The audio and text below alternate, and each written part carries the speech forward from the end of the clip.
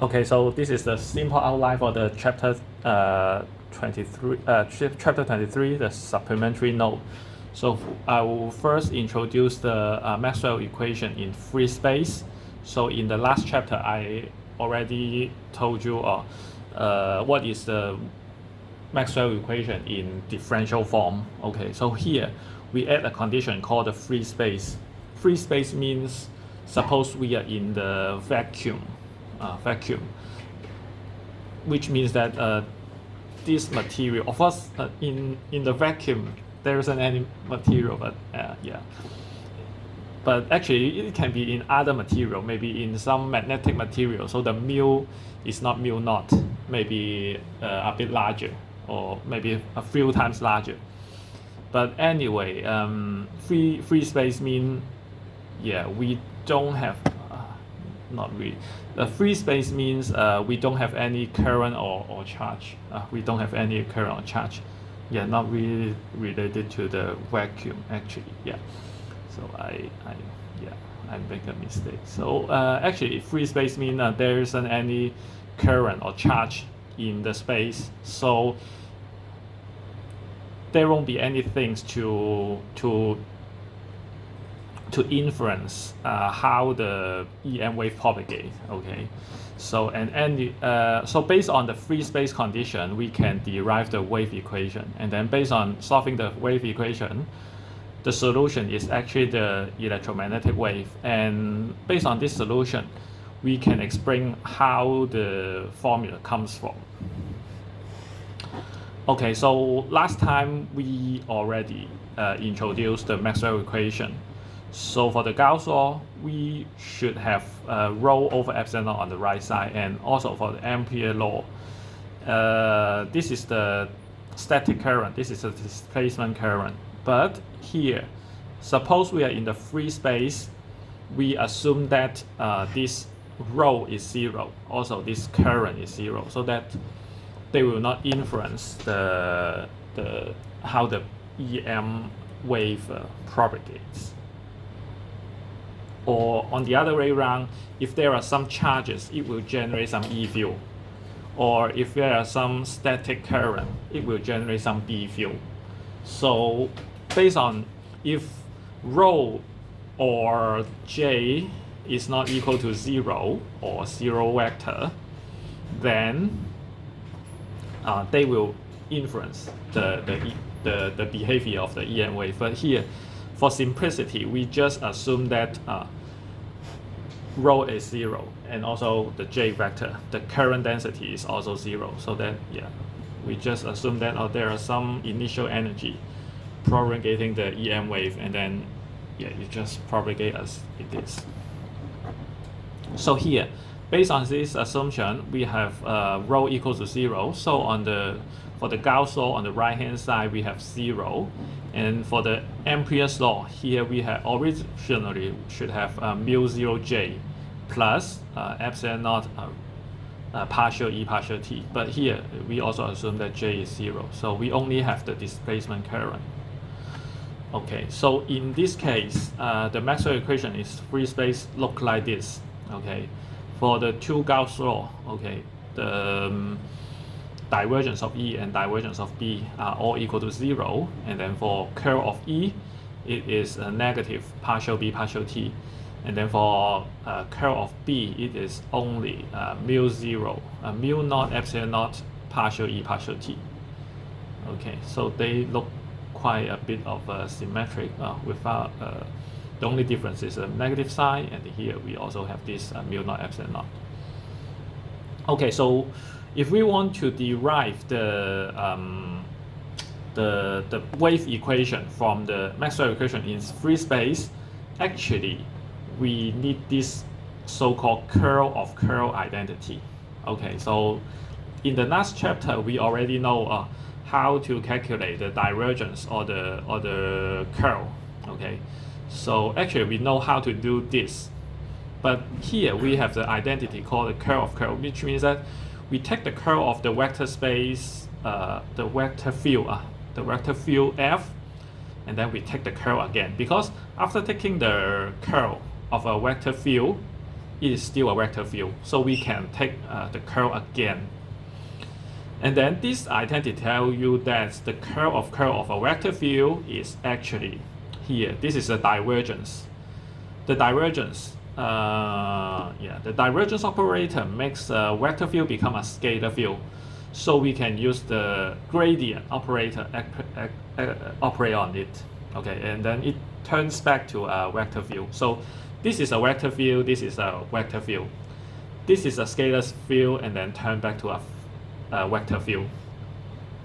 And then here we have this thing. Okay, we have not seen that before, but actually this is called the Laplacian. It is something like the gradient dotted with the gradient. Okay, so it turns to a scalar operator acting on the vector field. So it is still a vector field. So on both sides, it is a vector field equals a vector field minus another vector field. Okay, but how to solve it or how to prove it? Actually, you can just use the definition of the curl and also the divergence and also the gradient, and then finally you'll be able to prove it if you have interest. Okay, otherwise you try to believe it is true. And actually for this one, it is called the Laplacian. Okay, probably in engineering math you will learn something called the Laplace transform. Before I have mentioned something called Fourier transform. Okay, they look alike, a bit alike in some sense. Actually, the Fourier transform look like, but actually the Fourier transform, Laplace transform doesn't relate to this stuff. Yeah, maybe related. Yeah, but not that related to this wave equation. Yeah, so just let you know a bit. So this is a Laplacian. So in Cartesian coordinate, the Laplacian will look like the second partial derivative in x-axis plus the second derivative in y-axis plus the second derivative in z-axis. Okay, so this is an elegant expression. The original gradient operator look like partial x, and then in x direction, and then plus partial y in y direction, and then plus partial c in z direction. Okay, so after this one dotted with itself, I dot I will be 1, I dot j, I dot k will be 0. So we only have the second derivative of x, and then second derivative of y, second derivative of z. We don't have a partial x, partial y, the cross term. Okay, they turns out to be 0 because the dot product of in different direction. Okay, so this is the Laplacian.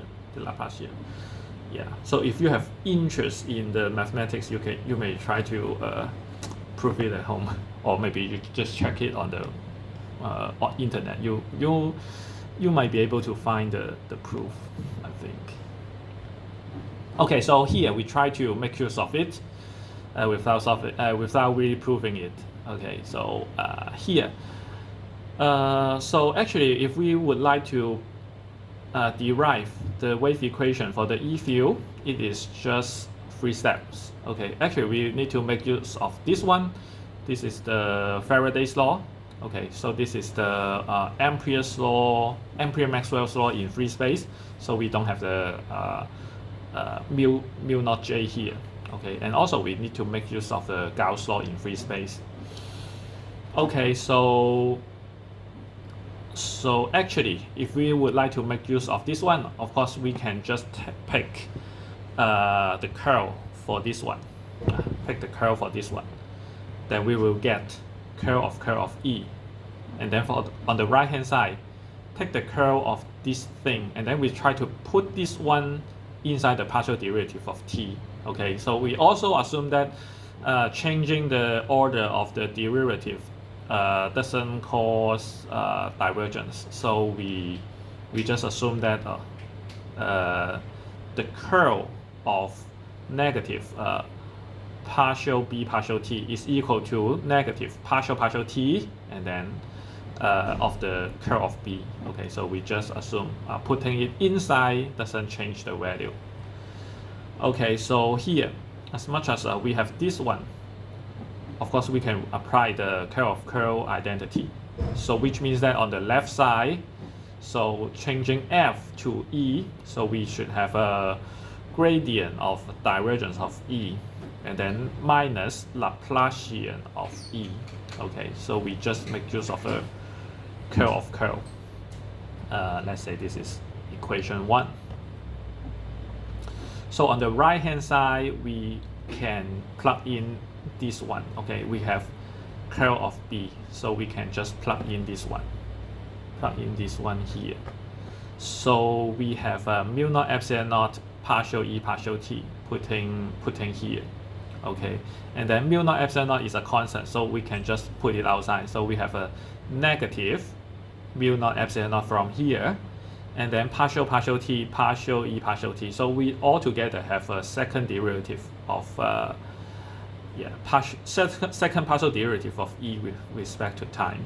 Okay, so on the right side it's like that. Okay, so here we also make use of the Gauss law. The divergence of E is 0. So this divergence of E is 0. So it turns out to be a 0. So finally we have a negative Laplacian of E equals negative mu naught epsilon naught second partial derivative of E with respect to time.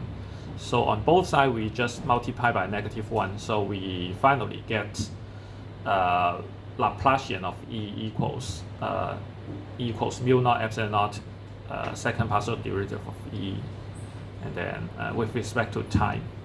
Okay, so actually this thing is in 2-dimensional or 3-dimensional. But if we just try to solve it in 1-dimensional, in 1D, sorry, not I, 1D. In 1-dimensional, it looks like second partial derivative of E, and then with respect to X, and then equals mu naught epsilon naught, and then second partial derivative of E, and then with respect to time. Okay, 1-dimensional version will look like that. Otherwise, this one will look like the full expression will look like a second partial derivative of X plus second partial derivative of Y plus second partial derivative of C acting on this E field, or you can just put it inside.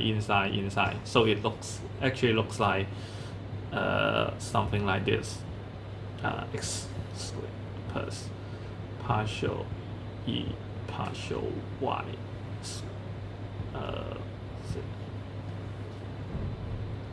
something like this. Oh no square. Okay, should be something like this. Should be something on the left side. Okay, but if it is in 1-dimensional, it will look like that. I'm not sure in Physics 1 whether you have learned the chapter about wave. So for the wave equation, maybe for the sound wave, the equation will look like second partial derivative, or maybe ordinary derivative of phi x equals 1 over v squared, and then partial something like this. Should be something like this. So actually we just replace phi to be E, and then this is actually v is actually the speed of the wave. So we know that the speed of the EM wave is actually like 1 over square root of mu naught epsilon naught. Okay, but actually we'll talk about that a bit later. Okay, if we would like to derive the wave equation for the B field, it looks actually the same. We just replace E by B, and the steps are quite similar. Okay, so actually we also make use of this curl identity. We make use of the Ampere's law in free space.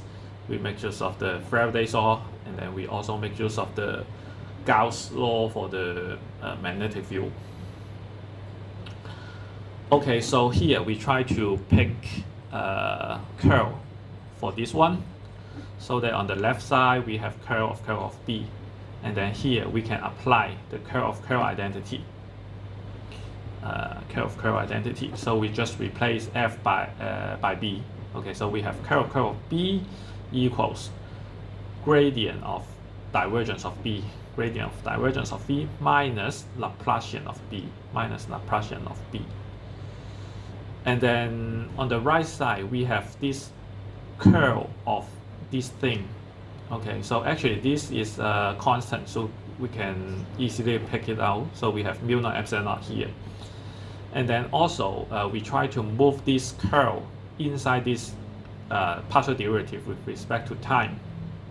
Okay, so so we just put it outside, assuming it doesn't change the value. Okay, and then so on the right side, we would also like to apply this one here. So apply the Faraday's law here. Okay, so actually this curl of E is negative partial B partial T. So we have a negative sign here, and then we have partial T, partial T. So we altogether have second derivative. Okay, similarly, this one is 0 according to the Gauss law. Okay, so we have negative the Laplacian of B equals negative mu naught epsilon naught second derivative of B with respect to time. So we just multiply -1 on both sides, so we finally get the same expression except E change to B. Okay, so this is the wave equation. This is the wave equation for the EM wave. Okay, so we may try to solve it. So just as what I mentioned, the wave equation in, I'm not sure whether in chapter 16 or 17, okay, around those chapters. So the wave equation look like second derivative of phi with respect to x, and then equals 1 over v squared. Or maybe in here, we just write it as let's say E, and then this is c squared. Okay, c squared means the speed of light. And then here we have a second derivative of E with respect to time. So in that case, we can see that this is actually this thing. Okay, in one dimension, it is in x direction. Okay, so actually this thing is also this thing. So finally we get this mu naught epsilon naught is actually 1 over c squared. Mu naught epsilon naught is 1 over c squared. By comparing these two, so we will get take the square root on both sides and then take the reciprocal. We will see c is actually 1 over square root of mu naught epsilon naught. Okay, so this is actually the speed of light. You can try to plug in mu naught is 4 pi times 10 to -7, and then epsilon naught is 8.85 times 10 to -12.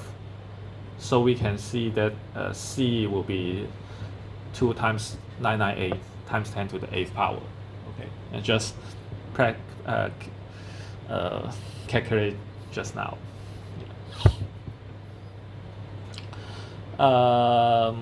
Yeah, so here it is the speed of light. So that explains why 33.3 will look like that.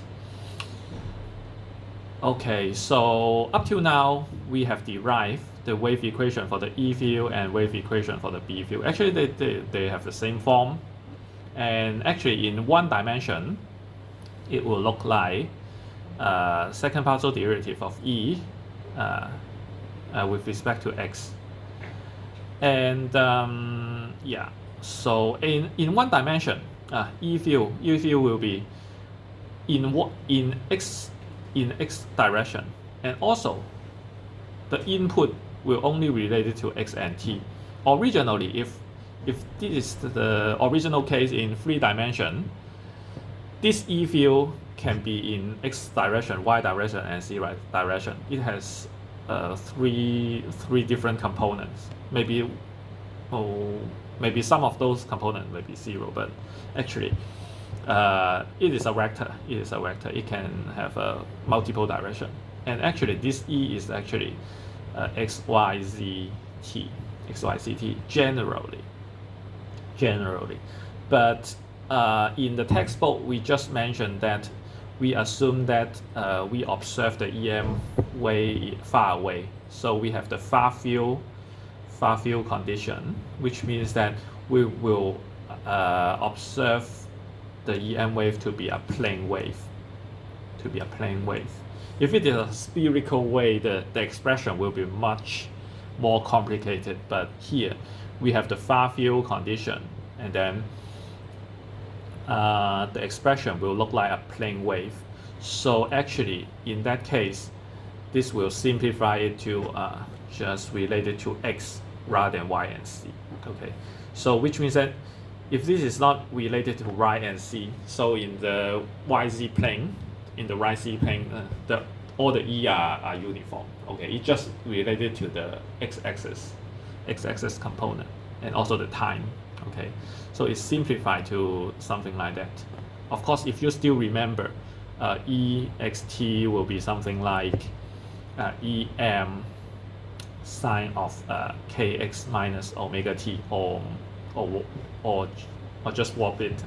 Omega t minus kx is still okay.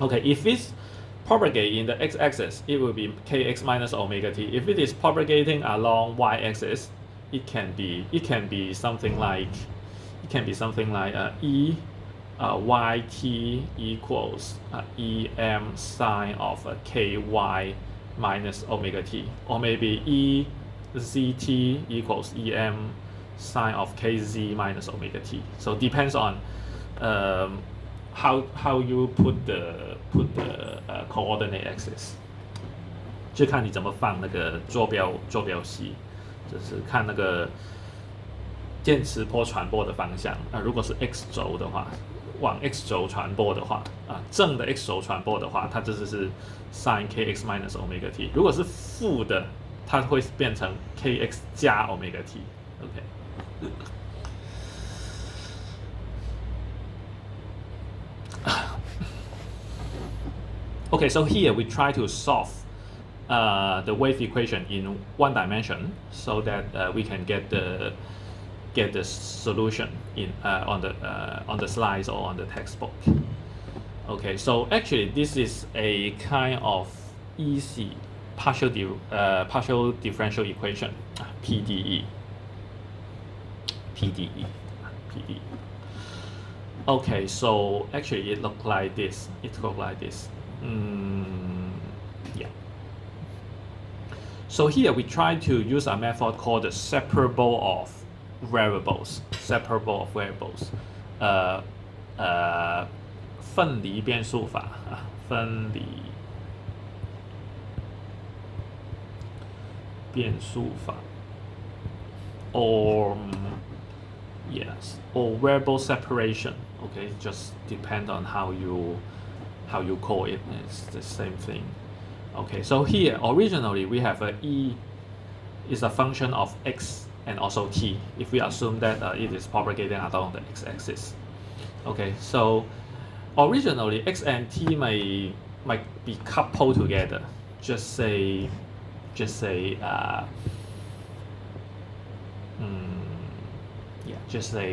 maybe, for example, if it is f of x, y can be something like x squared plus xy plus y squared, so that you may not be able to factor this thing. Okay, in high school mathematics, you know, this polynomial cannot be factored. Okay, so it is something like that. You may not be able to write it as something like g of x multiplied by h of y, something like that. If it is something like xy plus x plus y plus 1, then you may be able to factorize this as x plus 1 and then y plus 1. So then you can call it g of x, h of y. But yeah, so this is just an example of whether a function can be separated. So we assume that e of xt can be separated into a function of x multiplied by a function of time. Okay, we just assume it. Maybe you ask, oh, how about if it cannot be separate? Then the solution will be more complicated. Yeah, so if we assume that this solution exists, it might not be exist. Okay, so if it does not exist, then even if you assume like that, you may not be able to find the solution. So it depends. So but this is an easy method. So if you just face a PDE, you try the separable variable first because it's easy. You can quickly see whether it works. 最简单来说的话，就是偏微分方程有很多，有些很难的，但是最简单的方法就是这个分离变数法。反正就是你假设那个函数可以分成不同变数的函数的相乘的乘积，然后你带进去。如果它解得出来的话，你就很开心；如果解不出来的话，你只能找其他的方法。但是反正它是最简单的，所以你先试试它就不亏。这大概是这意思。Okay, so we try to plug in this solution to the original function. Okay, so here we try to express ex using the blue color, et using the green color. So we try to plug in this one into this PDE. Okay, so we have a second derivative of this thing with respect to x. So we have ex et.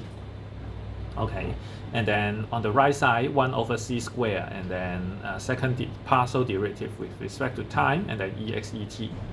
Okay, so on the left side, we only concern about the variable x. So for this partial derivative, the function t, e of t is like a constant to the x. So we can just move this thing out of the partial derivative. So on the left side, it looks like et of t, and then this function is only related to x. So this partial derivative shrink down to an ordinary derivative. Okay, 所以这个偏微分就变回来那个常微分。Okay, so it looks like d2 ex dx2. Okay, something like this. On the right side, similarly, this partial derivative is related to t, so the function of x looks like a constant, so we can just move it out. So we have exx over c squared outside, and inside this function is only related to time, so this partial derivative turns back to an ordinary derivative. Okay, so we have a d2 et dt2 like this. Okay, so we try to assume the solution is separate, and then finally we still try to separate this function. What does it mean? Here we try to move the variable x, anything related to x to one side, and then anything related to t to another side. Okay, so how we can do it? Okay, so for this form, it is possible, because we can just try to divide ex of x and et of t on both sides. Just multiply 1 over this thing. Okay, so on the left side, et will cancel. So on the left side, we have this second derivative over ex of x. And on the right side, 1 over c squared is constant, we don't care about it. And then ex and ex cancel each other. So the remaining thing is this second derivative over et of t. So which means that this is just a function of x. This is just a function of time.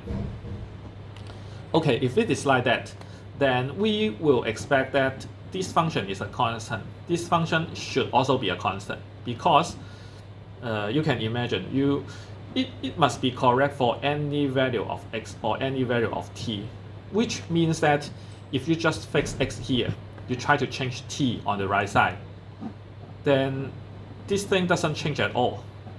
So even you change the value of t, the overall, the whole thing doesn't change at all. So which means that this should be a constant function. So, and similarly, if you fix this and then you try to change x, this value shouldn't change. So which means that this is a constant function. This is also a constant function. Here we just assume that this constant is called a. Okay, we don't care about what it is, but so far we know that it should be a constant a. It should be a constant. So which means that we can have this thing equal to a constant, and then also this thing equal to a constant. So that's the idea of separable of variables. We try to assume the function, the solution is separable, and finally we try to plug in this thing to the original PDE, and then we also try to separate the variables in the end. If you can separate the variables, then it means that this assumption is okay. Then we may be able to find the solution. If you cannot separate the variable later on, then it means that this method doesn't work. You need to seek for another method. Okay, so here, up till now, we have this thing equal to a, this thing equal to a also.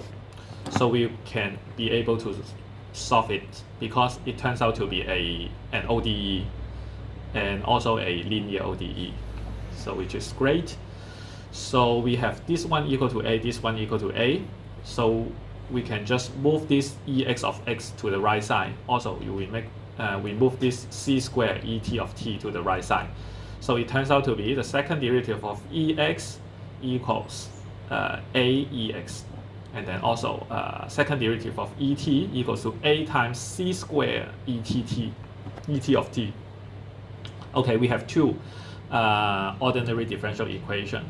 Actually, it is constant coefficient, linear constant coefficient, second order. Okay, similar to what we learned before, we may be able to write the characteristic equation. So the second derivative turns out to be a s squared equals, and then this is the original function. We change it to 1. So in this case, is equal to a. Okay, so which means that s squared equal to a. So just as what we learned before, this is a second order algebraic equation. We have 3 cases. A is larger than 1, A is larger than 0, equal to 0, or smaller than 0. And similar as before, if A is larger than 0, if A is larger than 0, which means that if A is larger than 0, we could have S is actually plus or minus square root of A. Okay, which means that the solution will be exponential to square root of AX, and then exponential to negative square root of AX. And similarly, this one changed to S squared equals AC squared. Okay, this changed to 1. Okay, if A is larger than 0, then we could have S to be plus or minus C times square root of A. So here we will have exponential to square root of ACT, this is function of t, this is a function of x. Okay, and exponential to negative square root of ACT. Okay, so these are linear equation, which means that if this is a solution, this is a function, the linear combination of them should also be a solution. So which means that we can have A, capital A times exponential to this thing plus B times exponential to the negative of this thing.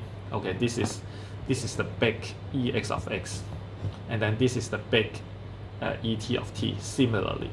Okay, and this function is not good because it is exponential decay. This is exponential decay, and or vice versa, it will be exponentially increase. So actually for this one,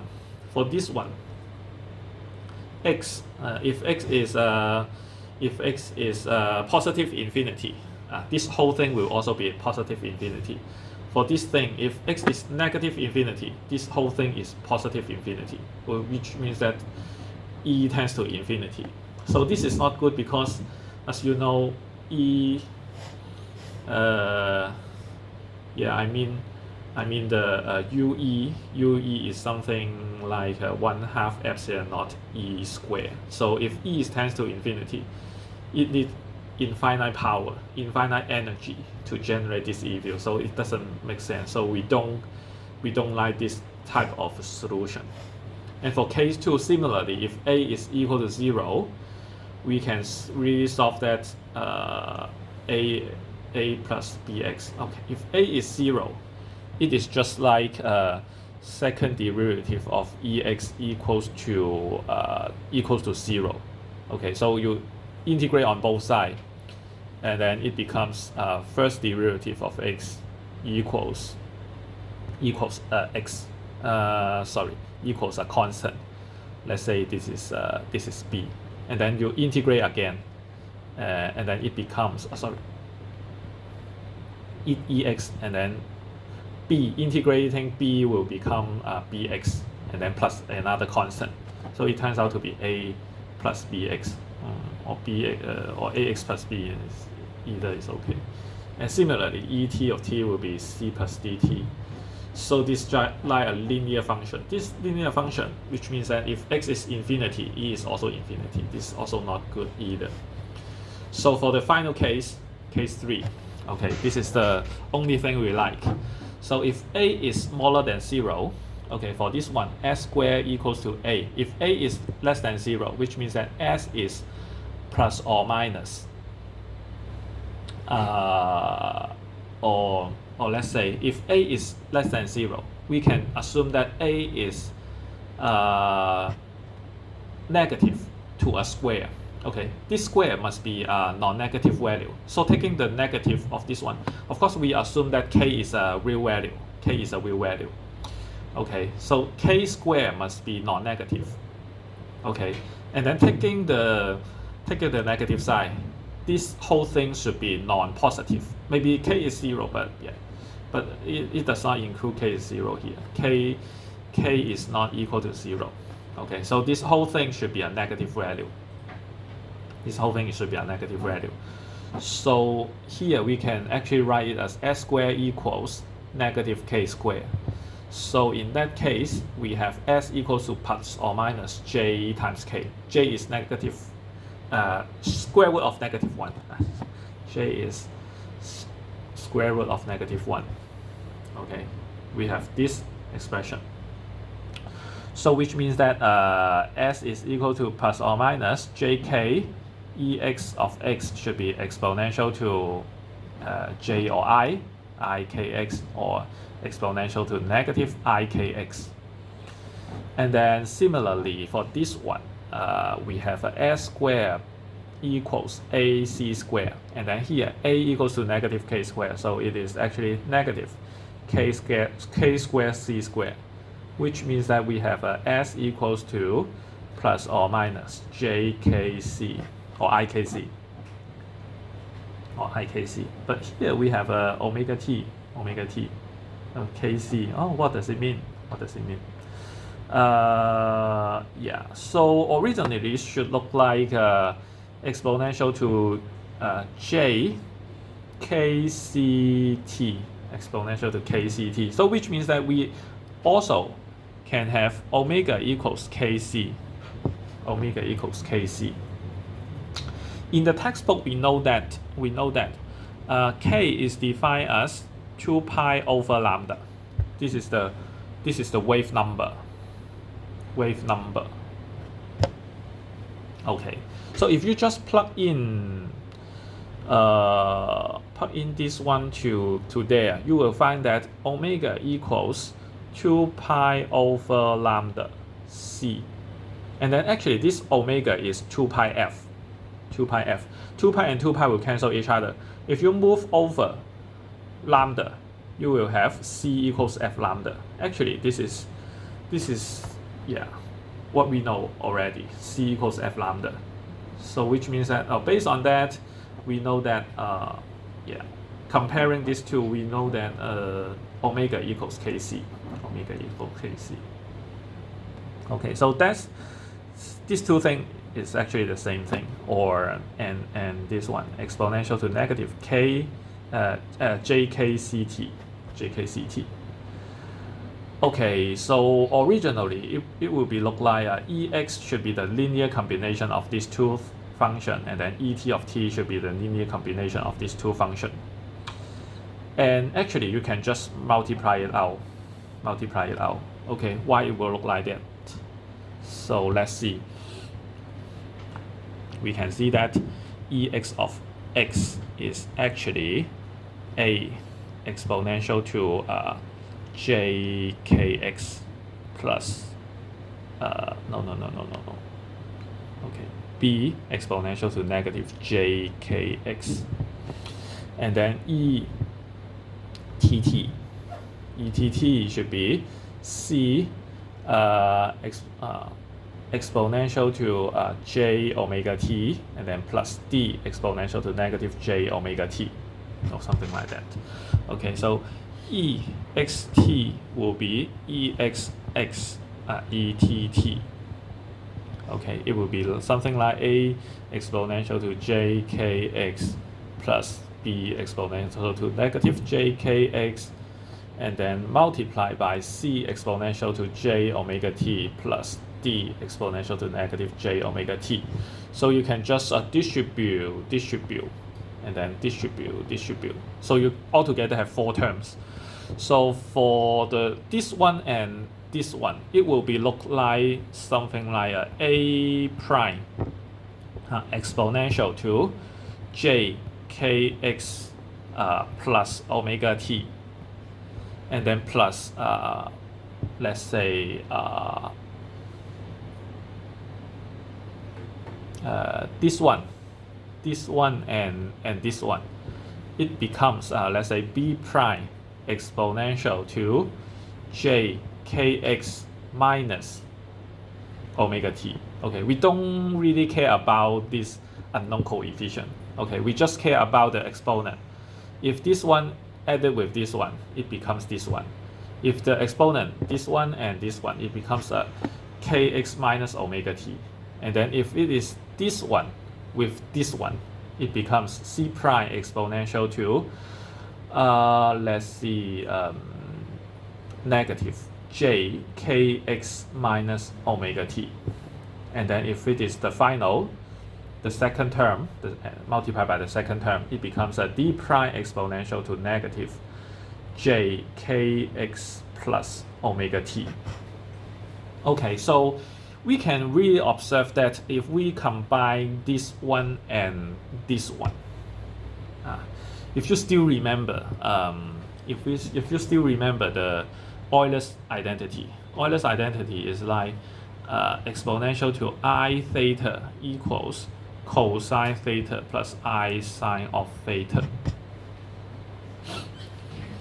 Okay, and similarly, exponential to negative I theta will be something like cosine theta minus I sine of theta. So if you try to combine this one and this one, okay, you can see exponential to negative j times something, okay, exponential to j times something. Okay, here the EM wave, for the E field, it must be a real function. It must be real. It can't be an imaginary function. So it should satisfy something like a prime should be d prime take the complex conjugate, so that these two, when they add together, it turns out to be something like a real function. A real function. And then they will shrink down to something like this, maybe plus a phi. But in the textbook, it just assumes that this phi is 0. This phi is 0 for simplicity, because it don't talk about too much mathematics here. So it just tells you that it should be a sinusoidal. Of course, in the textbook it is sine, but actually sine or cosine is just a 90-degree phase shift. It doesn't really matter. It's just like you just shift the axis by 90 degrees, so it doesn't really matter. So it can be cosine or sine. And here I would like to mention that if it is like a kx minus omega t, even if it has a plus sign in the front or negative sign in the front, these two terms means the EM wave is propagating along the positive x direction with this negative sign between them.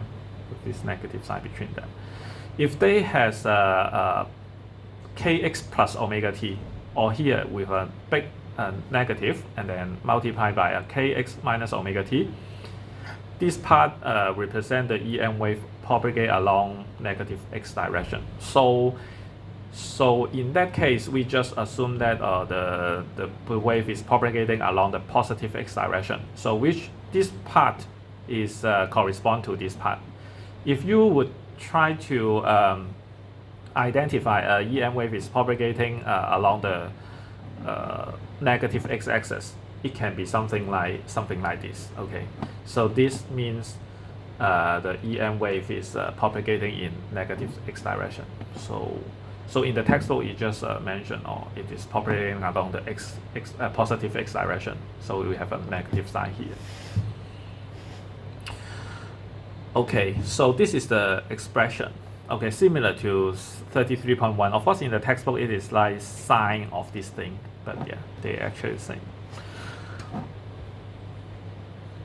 Okay, so to solve to solve B, actually you can just use the B field. So actually use the B, or maybe you can just make use of the Maxwell equation. Suppose you already have this solution for the E field, you can just plug it in this is the Faraday's law. Okay, so for the Faraday's law, if it is in one dimension, it is like a partial E partial x equals negative partial B partial t. Okay, so here we have the E, so we can take the partial derivative of x. So in that case, okay, we can just move this negative sign to the left. Okay, so we have a partial B partial t equals negative partial E partial x. And then we can take the partial derivative of this expression. So we have EM putting here. And then cosine, take the derivative of cosine becomes negative sine. So it cancels this negative sign. And then we have sine of kx omega t. Still, we need to consider about the chain rule. Yeah, because we take the derivative of x. So this is a function of x. When we take the derivative of this thing, it becomes k. So this k is due to the chain rule. Okay, so partial b partial t becomes this thing. So we can just integrate with respect to t on both sides. So this thing becomes b x of t. And then on the right side, integrating sine becomes negative cosine, and then we have KEM here. And then also integrating this thing, we also consider about the chain rule. So for the chain rule, because it is integrating dt, okay, so we should divide it by negative omega. So this negative is cancelled with that negative from the antiderivative of the sine. So it turns out to be a positive function. But we need to divide it by omega. So we have k over omega, EM cosine of this thing. And of course, you can also express it as bx of t equals bm cosine of this thing, which means that bm should be k over omega em. Okay, which means that this thing equals to this thing. We have this equation, so that em over bm is actually omega over k. K is actually 2 pi over lambda. So omega over k is actually omega lambda over 2 pi. and omega is actually 2 pi f, and then times lambda over 2 pi. So 2 pi cancel each other. F lambda is actually C. So we know that based on the solution here, we know that EM over BM is C, or similarly, ERMS over BRMS is also C. So we also derive the equation 33.2, 33.4. Okay, so actually, this is the solution for the one dimension. This is for one dimension. If it is an original three-dimensional case, Laplacian of E equals second partial derivative of E over 1 over c squared. If it is that case, the solution is like this is x becomes R vector. R vector can be xyz. Yeah. And here we have EM equal, all the things are the same. The only difference is that this kx becomes k vector dotted with R vector. Okay, so the wave number can also be a free vector in xyz dimension. Okay, so this is also in xyz direction. Okay, but it is too complicated to imagine. So just let you know that if it is the original three-dimensional case, you just change this kx to be k dot r, or something like that. Okay, so actually, finally, we need to also mention about why the Poynting vector look like that. In the textbook, it just tells you that the S is actually E cross B over mu naught.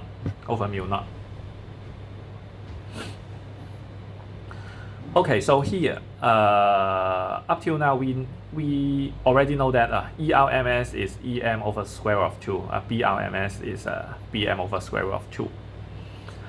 And then in chapter 25, we know the energy density stored in the E field is 1/2 epsilon naught E square in chapter 25. And this one is in chapter 30. UB is 1/2 1 over 2 mu naught and then B square. Okay, you just change epsilon naught to 1 over mu naught and then change E to B. Okay. Okay, so in that case, we try to consider the energy stored in the E field and in the B field for the EM wave. And here, the energy stored in the E field is like 1/2 epsilon naught E square. And in the EM wave, E and B should satisfy EM over BM should be a constant C. Okay, which means that E should be B times C. EM should be BM times C. So we just ignore the M here. So E equals C times B. Okay, and then quantity square. Okay, so when we try to extract it, it becomes C square B square like this. And then here we already know that C is actually 1 over square root of mu naught epsilon naught. So in that case, C square is 1 over mu naught epsilon naught. So C square becomes 1 over mu naught epsilon naught. So this epsilon naught can cancel each other. It becomes B square over 2 mu naught. Okay, so this B square over 2 mu naught is actually UB. So which means that for the EM wave, the energy stored in the E field and energy stored in the B field are actually the same.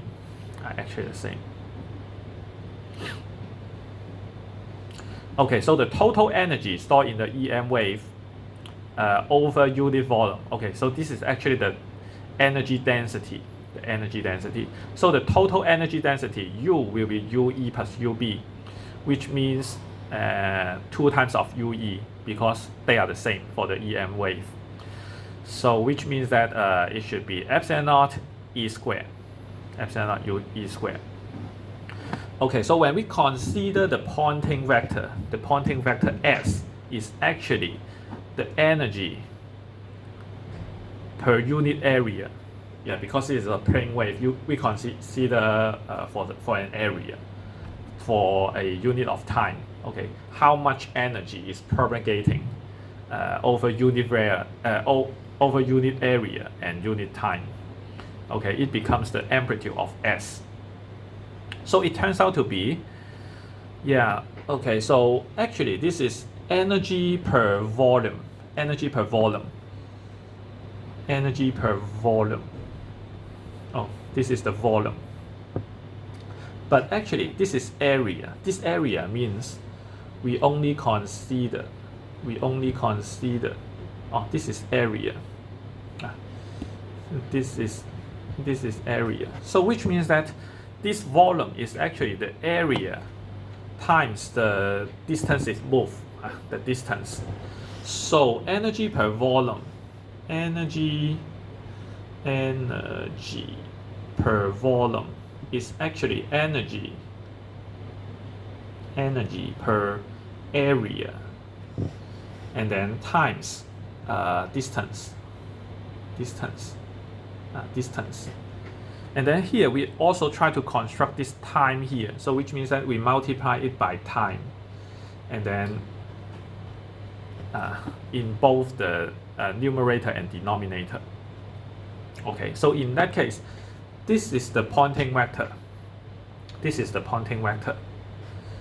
Okay, this is distance over time. Distance, how far it's moved for a unit time. So this is actually the speed, the inverse of the speed, 1 over c. This thing is actually 1 over c. So if we try to move this one over, this is actually the Poynting vector.